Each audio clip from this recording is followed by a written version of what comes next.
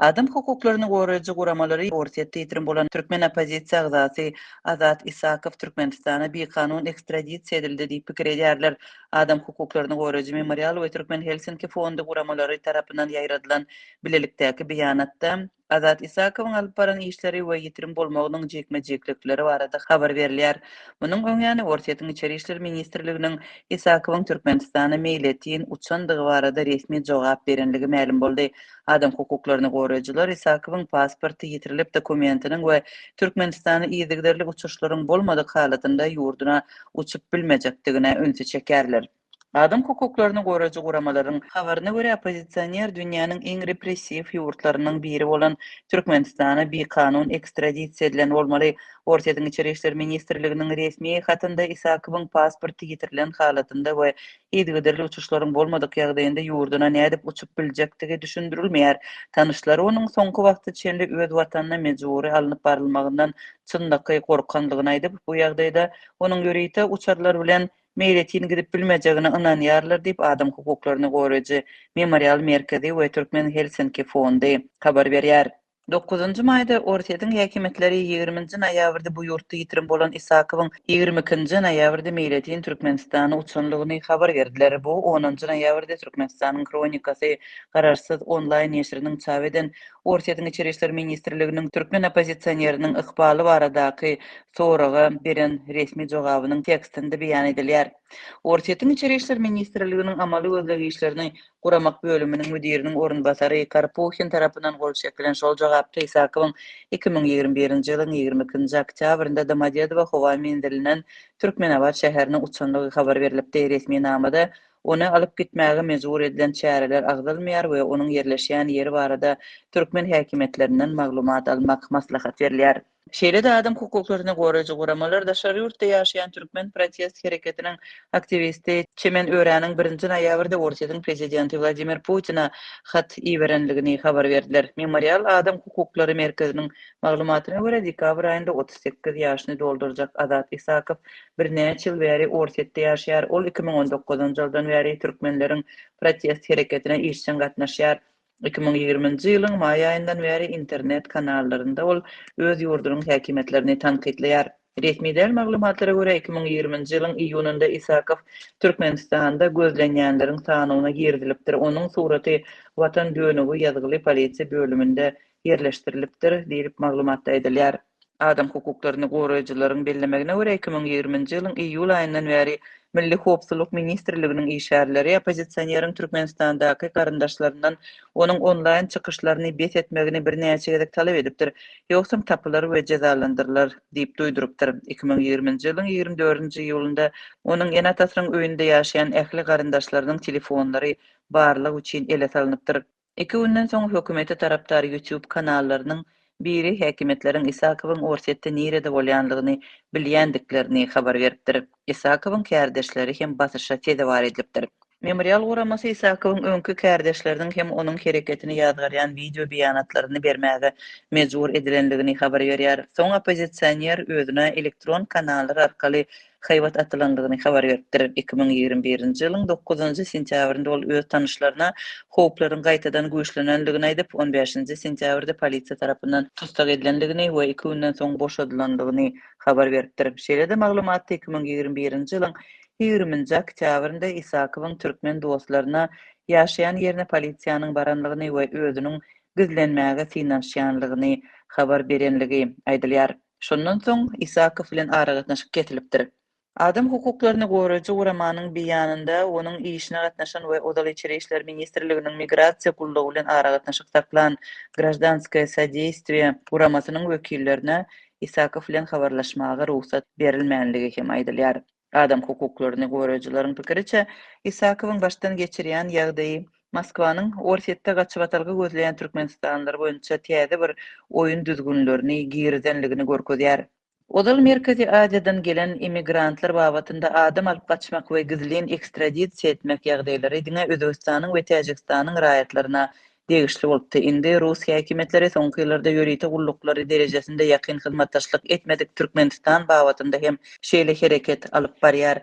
Dilip adam hukuklaryny goraýjy guramalaryň bilelikdäki beýanatynda munyň beýleki türkmen bozgunlaryny ekstradisiýa etmek howpuny hem epesli artdyrýan täze ýagdaý döredýänligi bellenýär.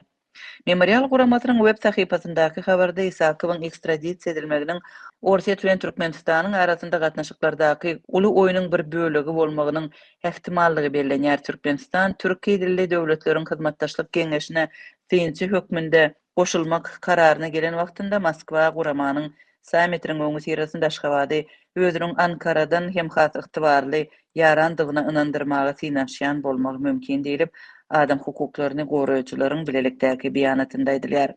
Azatlyk radiosynyň çeşmeleri odaly Türkiýede ýaşaýan we görülip eşidilmedik batyrşa sezi bar bolan türkmen aktivistlerine görkezilýän gysyşyň Ankaranyň Aşgabaty Türkiýe dilli döwletleriň geňeşine çekmek synanşygy bilen baglanşyklydygyny öňe süripdi. Açlyk, işsizlik, koronavirusdan ölümün köpelmegi ýaly açyçan agyrlaşan sosial-ykdysady meseleleriň Türkmenistanyň ýolbaşçylarynyň ykrar etmezligi ýurtda näýileligi güýçlendirýär we daşary ýurtly türkmen raýatlarynyň garşylyk hereketini artdyrýar. Häkimetler bolsa bolup geçýän wakalara, aktivistlere repressiýa we azar bermek bilen jogap berýär. Lebap vilayetinde yerli ve İran'dan Özbekistan'dan import edilen adyk haritlarynyň bahalary petelip başlady. Şol bir wagtda Russiýadan import edilen adyk önümleriniň gymmat bahasy saklanyp galýar. Adyk haritlarynyň bahalaryndaky soňky üýtgeşmeler baradaky habarlar Prezident Gurbanguly Berdimuhammedowyň Sowda Senat Edarasynyň başlygyna käýinç ýylan eden we Türkmenistana İran'dan ýük getirýän ulaglaryň sanynyň köpelen mahalyna gabat gelýär. Lebabyň hususy sowda nokatlaryny göle etiniň 1 kilogramy 70 manat, balygyň 1 kilogramy 50 manat bahalanýar. Soňky bir näçe aýyň dowamında ýurduň dürli künjeklerinde etiň bahasy 70-100 manada we balygyň bahasy 80-350 manada çenli ýokarlanypdy. Ösümlik ýagynyň 1 litri 45 manat bahalanyp, mundan ozal onuň bahasy 60-65 manada deňdi. Ýurtda öndürilen süýji kökü önümleriniň 1 kilogramy hem 30 manatdan 25 manada arzanlady. Şunlar Lebabyň sowda nokatlarynda İran'dan we Özbekistan'dan import edilen gökbakça önümleriniň bahasy hem aşaklady. Häzir 1 kilogram alma 10 manatdan satylýan bolsa, mundan öň 15-20 manat aralygynda bahalanýardy. Şol bir wagtda Russiýadan import edilen adyk önümleriniň gymmat bahasy saklanyp galýar. Russiýadan getirilen greçkanyň 1 kilogramy 45 manat, makaronlar 30 manat bahalanýar. Lebapda habarçymyz käte 80 manada çenli ýokarlanan bir gutu çilimiň bahasynyň hem 50 manada çenli aşaklandygyny aýdýar. Ýöne muňa garamazdan onuň haridary az. Çilim satyn alýan adam ýok diýsek hem bolar, hem adam ardan çilime öwrenşdi. 10 sany çilimi 5 manada satyn alýarlar. Bu ardan çilim alyjylaryň arasyna türkmen çilim diýilip adlandyrylýar. Köp adam häzir 50 manatdan satylýan çilimiň bahasy 30 manada düşse de ony satyn almajakdygyny, sebäbi onda hiç nikotiniň güýjüniň ýokdugyny aýdýar. Diýip Lewaply ýaşaýjy anonimlik şertinde 11-nji noýabrda habarçymyza gurrun berdi. Ýatlasak, käbir adyk haritlarynyň bahalarynyň petelip başlandygy barada şepdäniň başynda mardak habarçymyz hem habar beripdi. Şol bir wagtda ol onuň gymmat bahasynyň saklanyp galýandygyny hem aýdypdy. Haritlaryň bahalaryndaky soňky üýtgeşmeler baradaky habarlar Prezident Berdimuhammedowyň Sowda Senat Edarasynyň başlygyna käýinç ýylan eden mahalyna gabat gelýär. 4-nji noýabr Berdimuhammedow ýurduň ýokary derejeli sowda resmiler bilen duşup bu toplumyň ýagdaýyny maslahat etdi. Mejlisiň dowamında resmiler adat bolşýaly uly ösüş sanlaryny getirdiler. Muňa garamazdan Berdimuhammedow Türkmenistanyň Sowda Senat Edarasynyň başlygy, Sowda Senat Edarasynyň müdiriýetiniň başlygy Döwletgeldi Rejepowa işde goýberen kemçilikler üçin käýinç ýylan etdi. Döwlet mediýasy sowda resmiýetiniň işde goýberen kemçiliklerini aýdyňlaşdyrmady. Bu habarlaryň arasynda AFP-News.com neşri İran resmiýetine salgylanyp Türkmenistana İran'dan ýük getirýän ulaglaryň sanynyň 3 hesse köpelendigini habar berdi. İranyň Horasan Razavi vilayetiniň Sarax şäheriniň häkimi Muhammed Reza Rajabiň aýtmagyna görä, iki ýurduň resmiýetleriniň arasynda gelinen soňky ýylanlaşyklardan soň İranyň goňşular bilen gatnaşygy ileri tutmagy we Tehranyň ýakynda Şanhay hyzmatdaşlyk guramasyna goşulmagy netijesinde iki ýurduň arasyndaky söwda gatnaşyklary hasta ösmäge başlady. Onuň tasdiklamagyna görä soňky ulalaşyklardan öňkü 2 hepdäniň dowamında Saraxstan Türkmenistana günde 50 çemesi yük maşyny geçen bolsa, terhet şertnamalary baglaşylandan soň bu görkezüji gündelik 150 yük awtologuna baryp ýetdi. Türkmenistan soňky ýyllarda agyr ykdysady krizisi başdan geçirýär. Pandemiýa çäklendirmeler sebäpli ýapylan serhetler hemde guruk gelen ýyl bilen baglylykda ýurtdaky ykdysady kynçylyklar şol sanda azyk gyçylygy we gymmatçylygy hasta ýitileşdi. Emma türkmen häkimetleri ne ykdysady kynçylyklary, ne azyk gyçylygyny we gymmatçylygyny boyun alýar. Çağırış boyunca harby gullugy tamamlap hor-homsy öýe dolanan öňkü Esgeriň enesi türkmen goşunynyň gözgüýüni imit we saglyk ýagdaýy hemde öz durmuşynyň ykdysady kynçylyklary barada gurrun berýär. Ol öz oglunyň harby gullukdan juda hor ýagdaýda dolananyny, gulluk döwründe bolsa harby bölümine imit ýetmezçiliginden ejir çeken oglunyň saglyk ýagdaýyna seretdirmek üçin hem oňa özleriniň puly bermäge mejbur bolanyklaryny aýdýar. Azat radiosynyň habarçysy Mary welaýatynyň owalarynyň birine 2 gün ozal oglu harby gullukdan dolanan bir owa ýaşaýjysynyň interwiu aldy. Azatlyk howpsuzlyk ýagdaýlary sebäpli daýhan birleşiginiň adyny we yerli ýaşaýjynyň şahsiýetini aýan edip biljek beýleki maglumatlary äşkar etmekden saklanýar. Esger enesi ogluny türkmen goşunynyň hataryna uğradyny, onuň daýaw ýigit bolanyny, ýöne onuň gullukdan çöpe dönüp ýyla gaýdyp gelendigini aýdýar. Oglum 2 gün mundan ozal 2 gullukdaşy bilen harby gullukdan öýe gaýdyp geleninde biziň öýümizde diňe bir sany tegelek çöregimiz bardy. Oglumyň gullukdaşlaryna hödür kerem ederýaly biziň öýde çörekden başga zat ýokdy. Kakasy oglumy görüp durup bilmedi, gözüne ýaş tegeledi. Men hem çydap bilmedim, agladym.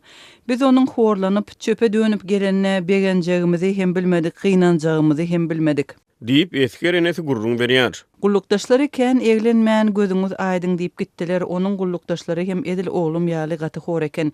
Ogluňy gulluga daýaw ýigit hökmünde iýerseň ol hem gullukdan iňňe sapaýmaly bolup gelse biz başgaça pikir edip bilersmi? Gullukda hökümet ogluňy aç saklajak bolsa, iňne gana iýjek çöregini berip bilmejek bolsa, eger syrkawlasa ýene enata oňa pul iýerip derman satyn alyp berjek bolsa, onda harby gulluk näme gerek?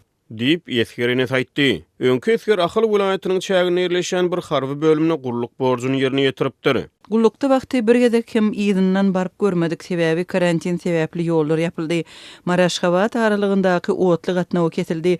Taksiler bolsa ýoluň diňe bir tarapyna bir adam üçin 500-600 manat baha kesdi. Diýip öňkü Esgeriň howsary gurrun berýär. Ol onça pul tölemäge özleriniň gurumunyň çatmanyny aýdýar. Maşgaly pulsuzlukdan kösenýän bahaly harby gulluga giden Esger ýigit hera ýylyna jaň edip, "Eje men at şu telefon belge pul geçirip beräýin" diýip enatasyndan haraý sorap başlaýar. Esger enesi oglunyň sözlerine salgylanyp harby bölümlerde esgerleriň ýymy düpçünçilik ýagdaýynyň pes bolanyny gurrun berýär. Biz barjy pulumuzy onuň aýdýan telefon belgisine geçirjek bolýardyk. Diýip ene gurruňa dowam edýär. Soň aradan bir ýylda geçenden soň Esger ýigit ejesine jaň edip özüniň içiniň etýänligini yarawsuzlaşanyny aýdýar we ýene pul kömegini soraýar. Yaramajak bolýan derman hem kömek eden ok ýokunç keseller bölümine ýerleşdirjek bolýarlar. Ýene biraz pul gerek bolar diýip Esger ýigit enatasyndan pul sorapdyr. Esgeriň kakasy işleşlerinden 400 manat pul harlalyp Esger oglunyň ýene puly beripdir. Soňra enata öz oglullarynyň jan saglygyndan alad edip gaýga açmýar. Bir aý töwere Esgerden habar hatyr bolmandyr. Ýene soňra Esger gaýtadan jaň edip özüniň saglyk ýagdaýynyň gowlaşanyny aýdypdyr.